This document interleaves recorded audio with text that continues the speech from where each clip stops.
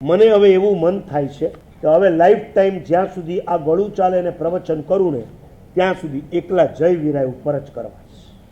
શું નથી એ તો કયો મને. આમાં તમારા સંસારની વાતો આવે છે, તમારા ભવ નિર્વેદની વાતો, વૈરાગ્યની વાતો અને અમારા ચારિત્રની બધી વાતો આવે છે કે નથી આવું? બધું જ આવશે. ફરીથી કહી દઉં, આ પહેલી પ્રાર્થના દ્વારા તમને એમ થાય કે ઓહો કેટલી મોટી વાત કરી દીધી. કેટલી મોટી કહું? ભુવન ભાનુસુરી મહારાજ તો એક ડગલું આગળ વધીને કહે છે, જેનામાં ભવ નિર્વેદ, ભવ પ્રત્યેનો વૈરાગ્ય નથી, એ જે પણ ધર્મ કરે છે ને એ મળદાને અલંકાર, આભૂષણ, ઘરેણા ચડાવવા બરાબર છે. મળદાને દાગીના ચડાવો, મળદું રાજી શું થાય? મળદાને આનંદ આવે. એમ તમે જે ધર્મ કરો છો સંસારનો રાગ ઊભો રાખીને, તો તમારો એ ધર્મ એ મળદાને ચડાવવા બરાબર છે દાગીના. કોઈ લાભ નથી. મળદાને ચડાવો કે ન ચડાવો એને કઈ હરક કે શોક કઈ હોય કુછ નહીં. જો આજે બધી બહુ એકલી ચોખ્ખા ઘીની મીઠાઈ જ આપવાનું છે, નો નમકીન.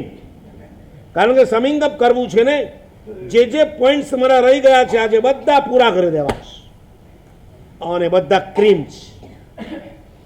આજના ભવ નિર્વેદને તમારે સમજવો જ પડશે.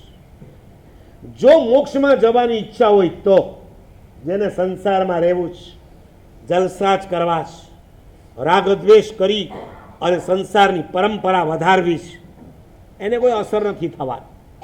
થોડો ઘણો પણ તમને મોક્ષની પ્રીતિ હોય, થોડી ઘણી પણ આ સંસારની ભીતિ હોય તો આજનું પ્રવચન બરાબર સાંભળજો. પહેલો પોઈન્ટ નક્કી કરી લો કે મારે મળદાને ઘરેણા ચડાવવા છે કે નથી ચડાવવા. નિર્બીજ ક્રિયા તુલ્ય એશ આ હરિભદ્ર સુરીના વચન છે. જે બીજ નિર્બીજ એટલે ખબર છે, જેમાં ઉગવાની ક્ષમતા જ નથી. એ બીજને ખેતરમાં નાખો તો એમાંથી ધાન્ય થાય. જેનામાં સંસારનો વૈરાગ્ય નથી એ ધર્મ મોક્ષ અપાવવાની ક્ષમતા વાળો નથી. શું કરવું છે બોલો? મોક્ષનો પ્રેમ વધારવો છે પણ સંસારનો રાગ ઘટાડવો નથી. નહીં ચાલે ગાડી, ઘટાડવો જ પડશે. જાગ્યા ત્યારથી સવાર મારા સાહેબ આજ સુધી કોઈ મારા સાહેબે અમને આવું નથી કીધું. જે નથી કીધું એને ભૂલી જાઓ. હવે હું કહું છું ને તમને, અને શાસ્ત્ર પાઠ આપીને કહું છું ને, નિર્બીજ ક્રિયા જો ભવ રસિકના તપ આદિ એ નિર્બીજ.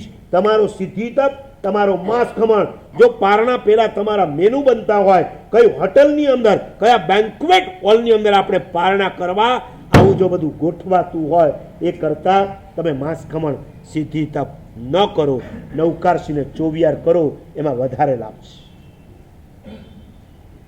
કેટલું કડક લખે છે, પ્રશ્ન ઉઠાવે છે. ભુવન ભાનુસુરી મહારાજની આ સિસ્ટમ હતી.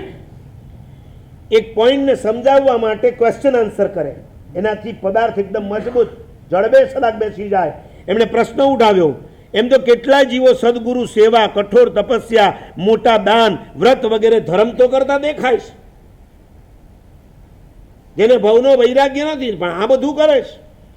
તો આન્સરમાં કેટલો સરસ ઉપાડ. એથી શું? આ બધું કરે એટલે શું? એને મોક્ષ મળી જાય.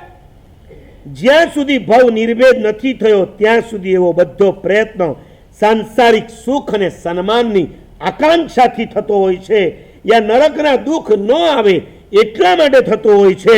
સ્વર્ગાદી મળે એ તો જોઈએ જ છે, પણ નહીં કે મોક્ષની ઈચ્છા છે. જે ધર્મની પાછળ મોક્ષની આકાંક્ષા નથી, જે ધર્મની પાછળ સંસારના રાગદ્વેષ પ્રત્યે નફરત નથી, એ ધર્મ તમને મોક્ષ સુધી નહીં પહોંચે.